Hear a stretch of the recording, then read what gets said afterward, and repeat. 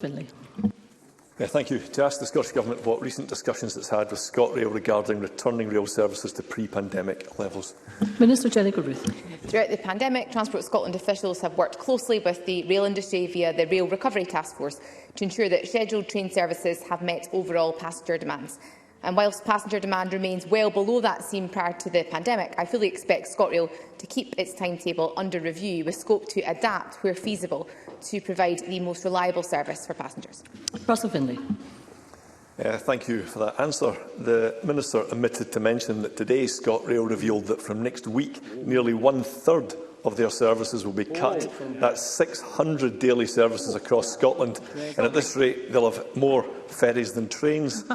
Now, this will cause absolute misery for passengers up and down the country.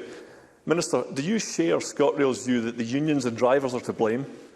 And if not, who's responsible for another calamitous chapter in SNP's nationalised rail? Minister. Presiding Officer, do not agree with the characterisation from Mr Finlay of this Government's handling of bringing rail services into public ownership. However, to reflect on some of the substantive points he has made today, I think we've seen 225 services affected, with 138 full cancellations. So I'd encourage any passengers who are watching to please check online in terms of the availability of services today. Now, Mr Finlay is correct that due to some drivers not taking up the option of overtime, Sunday and rest day working, ScotRail has announced today plans to run a temporary reduced timetable from the 23rd of May, which is next week, to give a more stable and a reliable service for passengers. We know that people want certainty when they travel, and ScotRail has therefore looked at how best to give that certainty during what is a really challenging time for passengers, and I recognise that absolutely. The temporary timetable will see services reduced by a level, but ScotRail will keep that under review, which is hugely important.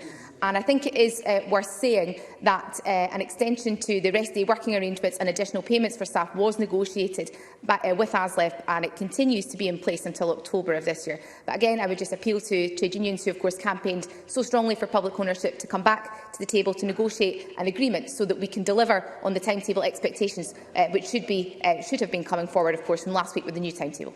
Supplementary, Jackie Dunbar. Thank you, Presiding Officer. The approach the Tories have taken to rail relations elsewhere in the UK is a prime example of how not to engage with a workforce. The UK Government refused to increase pay during the pandemic, and recently we had a communications chief at Network Rail saying that rail workers should have probably worked harder at school. Mr Markey, please get to a relevant question. Thank you. Does the Minister share my disgust at these events, and will she join me in condemning the disdainful attitude of the Tories towards rail workers? Minister, please extract the relevant bits to the initial question. Thank you. Forgive me, Presiding Officer. Minister, in your response, if you could respond to I think what the member was trying to get at in terms of the fact that a supplementary must, of course, be relevant to the initial question. Thank you. Understood. Okay. It is disappointing, I think, that the UK Government appears not to be doing more to resolve the dispute south of the border. However, in Scotland, we have ensured that our general grade non-driving railway staff have already received the previously negotiated and agreed 2.2% for this year, while negotiations, of course, continue with both ASLEF and the RMT. And could I have a supplementary, please, from Graham Simpson?